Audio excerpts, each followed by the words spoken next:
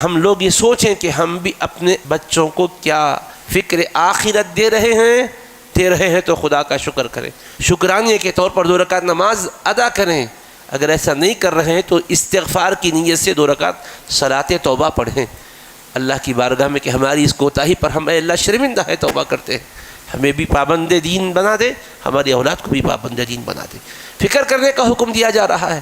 اور آج حالات آپ دیکھیے، یہ جو آزادانہ ماحول ہے، یہ کو ایجوکیشن ہے، بے حیائی کے راستے پورے کھلے ہوئے ہیں۔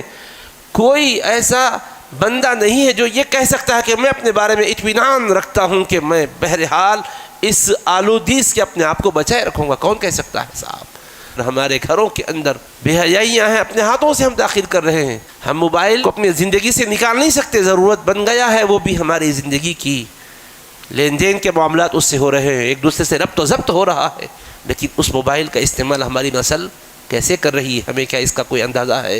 ہم اطمینان کی کیفیت میں ہیں کہ بچے ہیں ہمارے اچھا ہی استعمال کرتے ہوں گے، گوگل پر جا کر اچھی چیزیں دیکھتے ہوں گے، اچھے مضامین پڑھتے ہوں گے، لیکن آنکھیں کہاں بھٹک رہی ہے، کہاں ان کے دل کے اندر ہلچل مچ رہی ہے، کون جاننے والا ہے؟